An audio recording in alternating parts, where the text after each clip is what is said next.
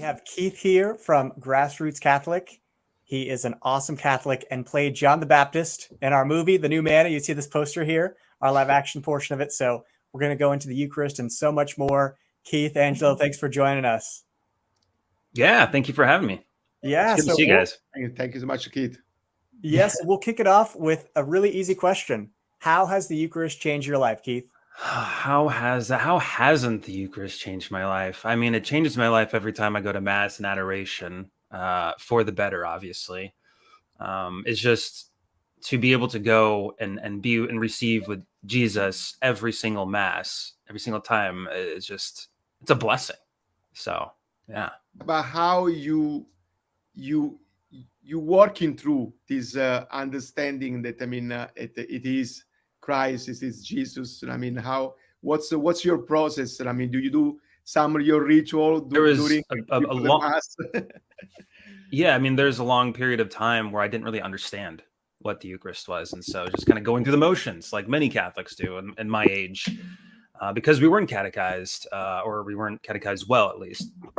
And so it wasn't until probably, maybe, I don't know, 5 years ago, 6 years ago, that I really started understanding, like, hey, hold on a second.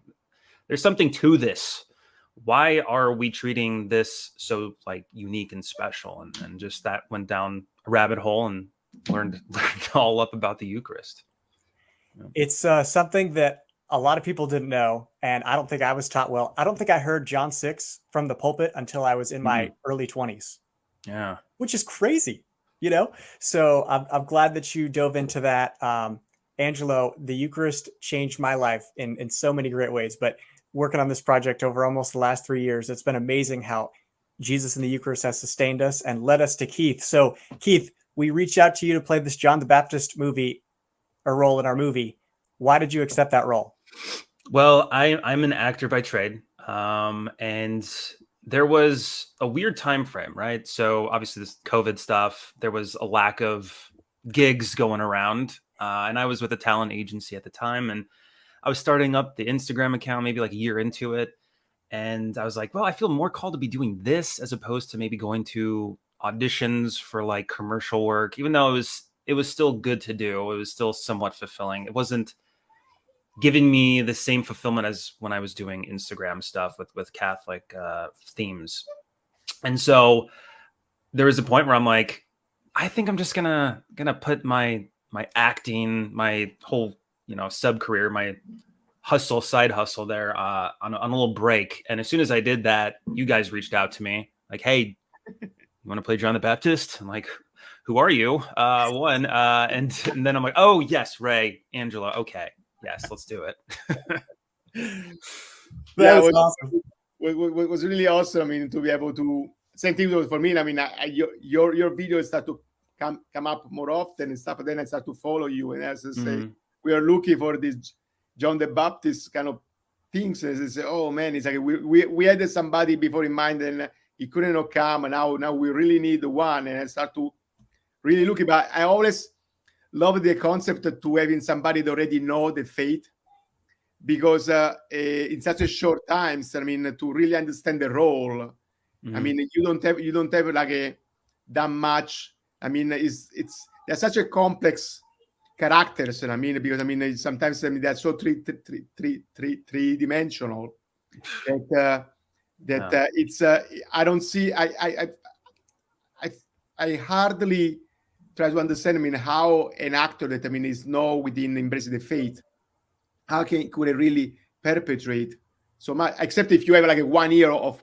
preparation. Yeah. I mean, okay. So how was it for you? I mean, how did you see? How did you learn this John the Baptist? Did you saw differently after you training? I mean, go ahead. Yeah, I mean, I'm more of a comedic actor, if anything, and so I saw it as like a challenge, because I've done some dramatic pieces, a lot of theater, but nothing like John the Baptist before, and I complete difference in the type of character that I'd normally play. So I found that as a challenge, and it was probably the most physically and mentally challenging and exhausting experience I've ever had. And it was truly a blessing, because I've never had that experience before, and come out of it with kind of like a newfound respect for John the Baptist himself, but then also like the Eucharist. Like, so it was an incredible experience. I did have to really, I went through the Gospels again, which was helpful, going through each one and seeing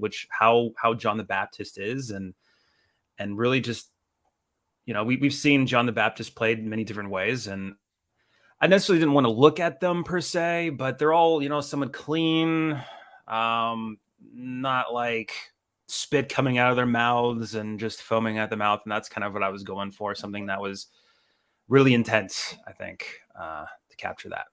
Definitely. Now, you said it was a very hard physical role. Part of that's probably because we were up at 4:30 a.m. Yeah, well, yeah, it goes before that, because like as soon as I heard about that, like I wanted to do more. I wanted to fast a lot more just to get into the frame of mind. I didn't eat any bugs. Someone mentioned like, hey, you want to eat some grasshoppers? I'm like, nah, I'm not going to get that too far deep into it. But yeah, I just fasted, lifted a little bit more than I usually do, and while I was fasting, just to, I don't know, give me the physicality of it all. But yeah, getting up early was really fun. Yeah, I think I texted you and I was like, all right, Keith, we're on our way. And we got there and we were like, man, I hope Keith's ready. And you were standing outside ready to go.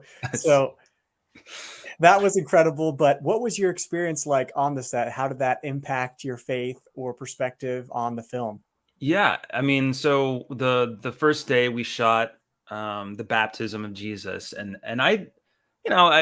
I've been to California a few times. I know there's Catholics there, but I didn't realize how many really great faithful Catholics they were that just took time out of their entire day to spend the entire day for free just to hang out with like us, to create something beautiful. And so that moved me, and then just everybody's so kind and beautiful. It was just yeah, even when I messed up in front of them, they probably didn't know I was sweating. There was one part where I'm yelling off like on one of the rocks, just like yelling at the Pharisees.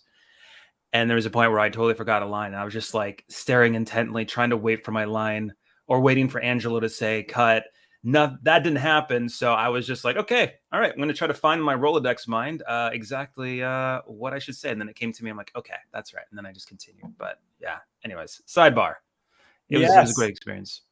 Yeah, I didn't want to sometimes. I mean, I know that some actors, they like to take their own moment to push, to have their own pause and stuff. So sometimes I kind of like enjoy to let you go as far as you go and just do it. I mean, because I think it was a complex character. I mean, because he have like we went from being beaten up in the cave style. I mean, to be a peaceful,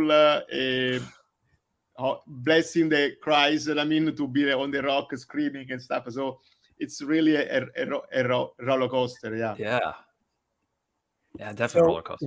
One of the unique things about our film is that Angelo has written the script so based off of scripture. So I'm sure that was really neat for you going through the gospel and actually, oh, wow, these are my lines from the gospel. Yeah. It's not like anything was made up or anything like that. The script was the Bible. Yeah, it was, yeah, you can't beat that. That's great. So what are you most excited about with the film coming out? So I'm like, yeah, just for me to experience just a small sliver and knowing that there's so much more involved. Like, I'm really excited to see other aspects of like the live action portions. Just because I was able to work with Rob, some of the other actors, some of the other actors who were the apostles, they were really good. And I'm like, wow, how amazing would it be to act with these guys more, and other scenes. So it was a blessing to be able to kind of inch myself and act with them, and then being able to see them once this is all finished, to be able to see the work that they've done and completed. I'm excited to see. Definitely. Well, I make a little pitch here. Please donate at EucharisticMiraclesMovie.com. We need the funding to finish the post-production there. So your donations, tax-deductible donations, would be appreciated. So we're going to switch over now to your Instagram page. A lot of people know you as the Grassroots Catholic on Instagram. That's where I first saw you. How did you think of starting that? So, I mean, obviously, being in front of a camera is something that I enjoy, and it comes easy to me. I went to school for theater. And so there was a point in time where I really started to get back into my faith. It was in Chicago, really. I was studying at Second City, and I was just like, what am I doing with my life? Like, this is fun, but it's not really fulfilling. And so I came back home and try to like figure out, well, actually, to take a step back, the one thing that made me not feel homesick when I was in Chicago was going to mass. That helped, like, that was like my home away from home. And so that kind of like started asking, I started asking questions about my faith, things that I maybe didn't learn when I was, growing up in high school. And so that kind of just snowballed. Came home, figured out what my vocation was, got married, and then like I was just at a standstill. Like, what am I doing? Like, I want to be able to share my faith. Now I'm married and having kids. I need to pass. I want my kids to be, part of the faith. So I need to know parts of my faith. Like, what are some of these traditions? What are the significance? What is the Eucharist really? And so being able to take all that and then push it on Instagram, using some of the same formulas a lot of these secular Instagram accounts are using. No, definitely. That's a great point. And the hope of this this movie is to impact people and bring them back to the truth. Now, in all of your experience, what have you seen as being the most fruitful way that non-believers react when explaining the Eucharist? It's a really good question. It's my demographic online is mostly Catholic millennials, and Catholic meaning that maybe they're really just looking into Catholicism again after they got married, having kids. I do have a few atheists who follow me, and I do ask them like, "Hey, when are you coming Catholic?" I don't know if they still follow me anymore, but but they do see something.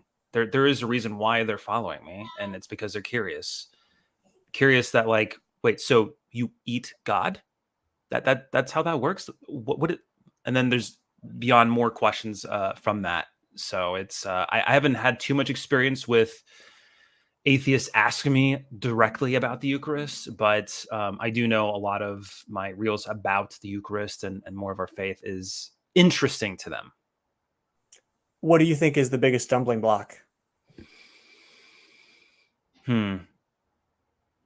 I think the stumbling block for even a lot of Catholics is, how can this, piece of bread or, the wafer, how is that becoming, how does God become that?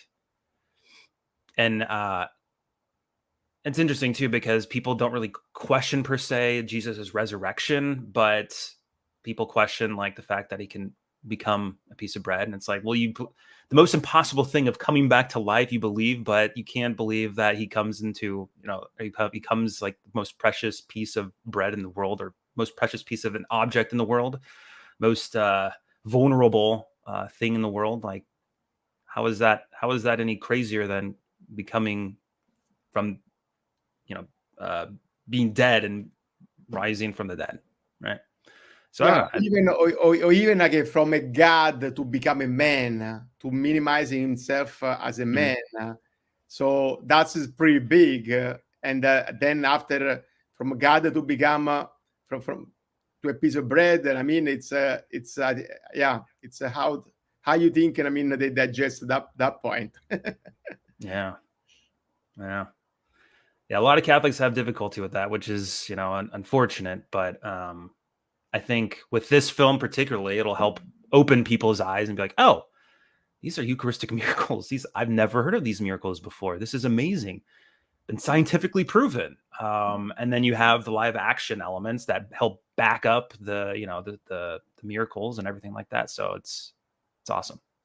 Why did you think God decided to become a bread, knowing that eventually some people will have had a difficulty to embrace in case of this concept? I mean, what was your thought as a learning this beautiful miracle happen every day in church? Well, I can't say that it happens. It's a modern thought, because I mean, in scripture, people are like, oh, we have to eat you? Like, nope, I don't want to chew that. No. So you had all these people leave even when Jesus was alive. And so that still is like that today, right? So it is a difficult understanding, but there's so much like scripture to back it up. There's so much like tradition. Even when you just go to mass, like you bring anybody to say like adoration that maybe not be Catholic, they like may not feel something, but they know it's something special. It's something completely different than what the world offers. And I've had many people, because I talk a lot about adoration on my channel, like, hey, bring a friend to adoration. And there's so many people that comment like, hey, I was that friend and I'm Catholic now. Like that converted me. And so that's kind of my thing, is that, hey, if you have access to adoration, bring a friend. If they're not even Catholic, just invite them. You may not be able to convert their hearts, but Jesus will. So bring them to Jesus and he'll take care of it. That's awesome. That is awesome, Keith. So as far as Eucharistic miracles, have you ever posted on that on your channel? And if so, what has the response been? I actually haven't. I mean, I've shared some of the reels that y'all have created, but and there's also the Miracle Hunter on EWTN. But I haven't really mentioned Eucharistic miracles, and I don't think I have. But that is an interesting topic that I might have to dive into more. Yeah. How are you preparing your all these beautiful graphics questions? I mean, for the answer you're providing. I mean, you created some kind of unique in per se, and I mean a way to presenting the faith, and I mean which is many find appealing, and I mean because they're short, quick, but it seems like you don't have your own agenda. You come just for a genuine way. Yeah, I mean, as far as like the manner of how I come up with some of the crazy things that I post on Instagram, no, so I just try to come with like 3 different formats, I guess. Edutainment, so things that I wish I knew when I was maybe like 10 years ago, like lost traditions, things like that, to really help kind of start conversations. Like I won't necessarily give my opinion on something, but I want people to like start like questioning. And then the second would be to maybe like memes, using some popular references and just adding them, making them Catholic, right? So making some of these memes that are already out there and just like making them Catholic. And it's funny because sometimes because I'm using that trending sound or using the algorithm, usually get people that would normally not look into the faith, that somehow pops in their feed, and they're not really happy about it at first, but it's really just planting a seed, I think. What do you mean? Are you using the algorithm? Yeah, so Instagram, they have multiple algorithms. They say they don't have just one; they have multiple algorithms that they use to help develop a feed. There's trending sounds that people either create or they use songs, and the more people that use them, the more likely people will see those reels that use those particular sounds. So just like That's great, Keith. So you mentioned your post about that person coming to adoration, then joining the church. Do you have any other stories of how the Eucharist has impacted those that were outside of the church? It's a good question. I have a lot of people that come to me for questions. Sometimes these questions that I'm like, hey, you need to talk to your priest about this, because I'm just a guy on Instagram. I like, thank you for being vulnerable and asking some of these questions about your current situation, but I have no idea. Go get a spiritual director. That's pretty much what comes to me. If I talk about confession or adoration, people do come and message me saying, hey, thanks for sharing that. I need to go to confession. You just reminded me to go to confession. And there's something about that. I'm like, this makes it worth it. Like knowing that I helped someone go to confession. That's awesome. I don't care if anybody else does anything else or like are not into whatever the real, but that one person that is coming back to the church because of something that I did, like, are you kidding me? Like that is humbling, but then also very much so like affirming that this is what I'm supposed to be doing. Mm-hmm. Man, Keith, that's amazing. And you never know, that one person could be like the next saint. So going over to that concept, is there a saint quote or something that's helped you the most in your faith? I mean, there's a couple saints that I kind of look up to. So one is my confirmation saint, which is Saint Genesius, which is the patron saint of actors and lawyers and prostitutes. I usually don't say those other last two things. I just say it's the patron saint of actors for a multitude of reasons. That's about your job. Yeah, right. But his whole story was that he this is back in ancient Roman times. He was an actor and really were in plays that bashed the Christian faith, right? So he was very much into making fun of it, making light of it.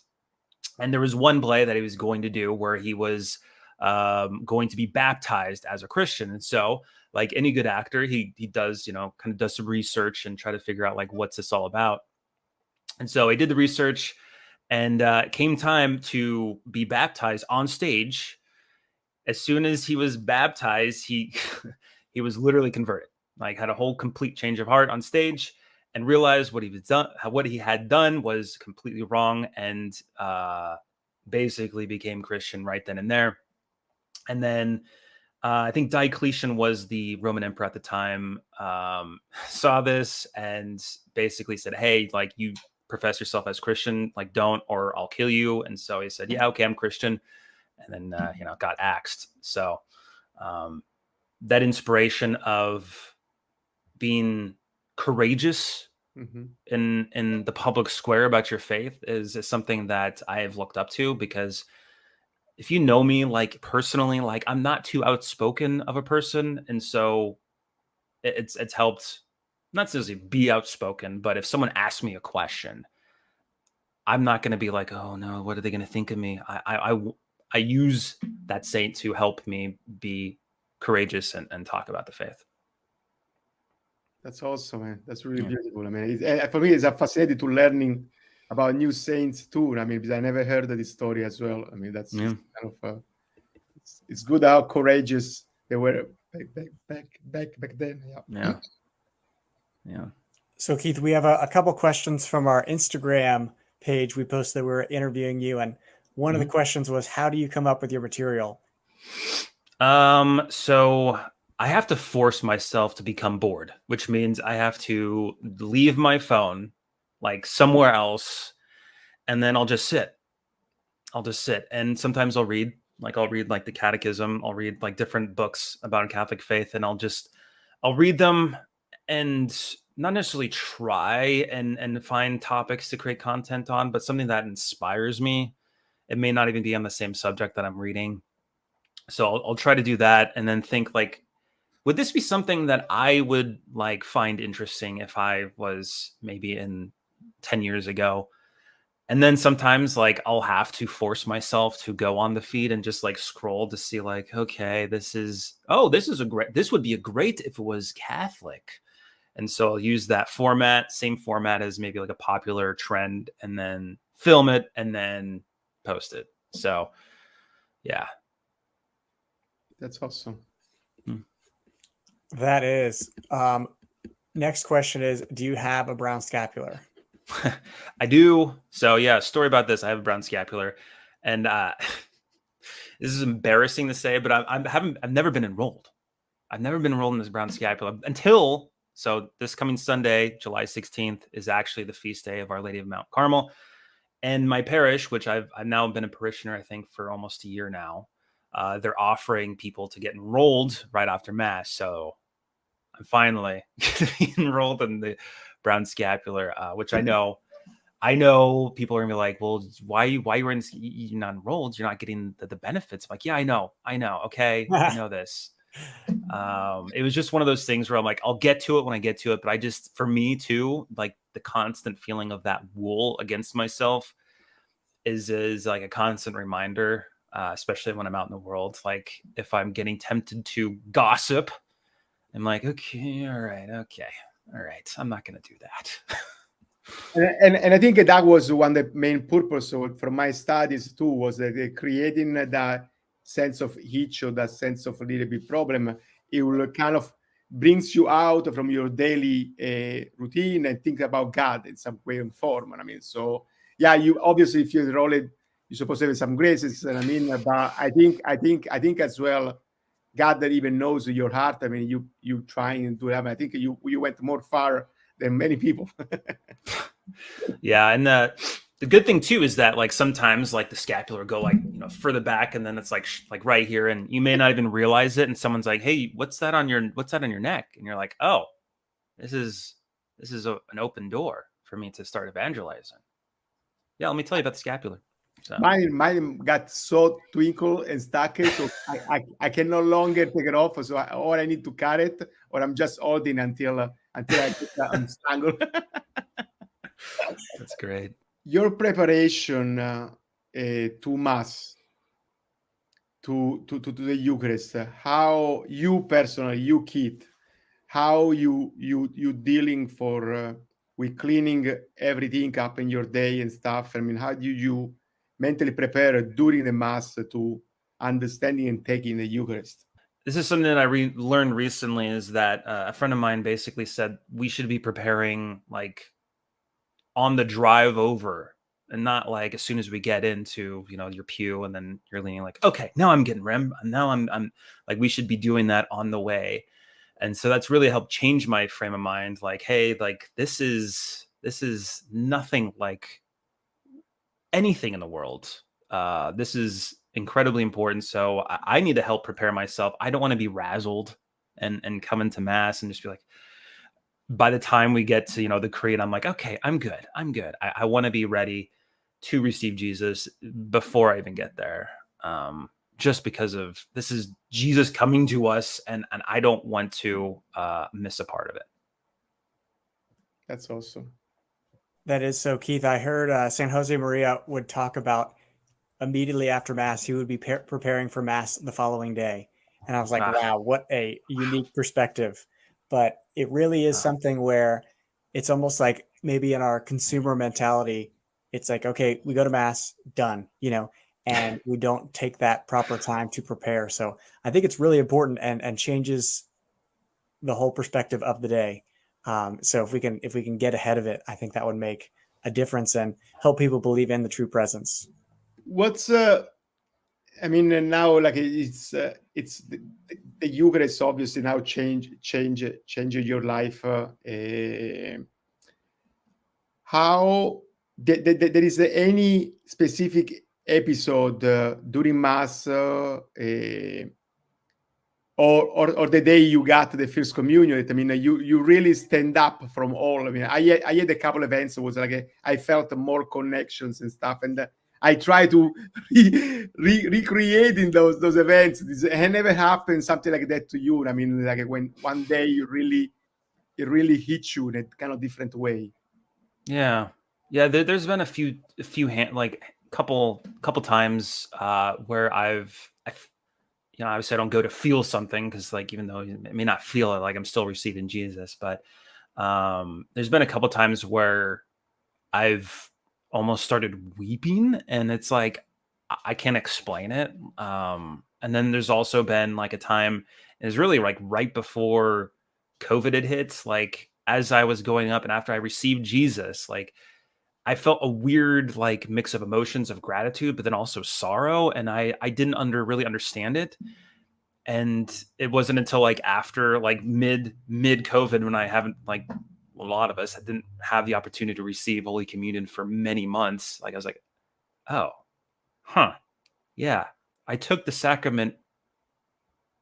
I took it for granted. I took all the sacraments for granted. Like I'm never going to do that again. So yeah, just a handful of times, really.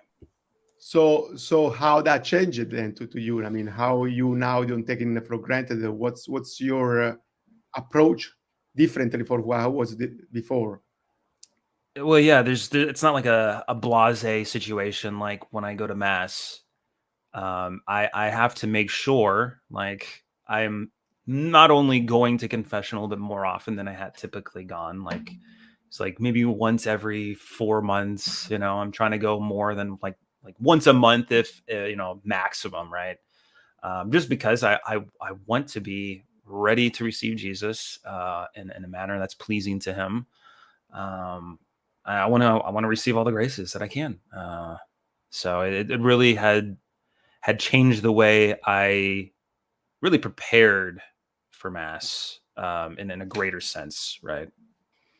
And then trying to go to daily Mass more often too. I think that in itself, because I took it for granted, like I want to be able to be part of the sacrifice of the Mass more often than just on Sunday, like challenging myself to go like at least one additional time a week has really helped develop that relationship with Jesus. Yeah. Sorry. Go ahead. Yeah, I highly recommend trying to go at least one other day. It's daily Mass is so different from Sunday Mass, and I think it really sets us apart as we're supposed to be. So, Keith, we appreciate your time this morning, and hope that everyone that is watching this has enjoyed it. Please like this video and share it with others. Angelo, you have any closing comments? Yeah, I mean, it's just keeping following Keith, I mean, because it's definitely refreshing to see him on Instagram. And I mean, can you address where is your page on Instagram? Okay, yeah. So obviously Instagram, that's kind of like my home base. YouTube, TikTok. Yeah, don't even go on TikTok. Just stay away from TikTok. How about that? And then get away from it. I'm just there to bring some light to the darkness on TikTok. So it's just reposts. So don't feel like you have to join TikTok just to don't do that. But aside from that, Threads, right? So Instagram's version of Twitter, I'm on. So yeah, just a few places. It's great. Yeah. Thank you so much. Yeah. I mean, and hopefully these people make it curious about. I mean, this Eucharistic miracle movie as well, the new Manna, because I mean, we want to find the real rainbow of way to really showcase the Eucharist. I mean, and find the beauty of. And now each of you guys, I mean, have been doing such a greatly way to slowly but slowly bringing people to God and His message. That's the goal. It's a goal. Indeed. Awesome. Well, hope you all have a blessed day. Thank you for your time. And again, please share this. Thanks, Keith, for joining us.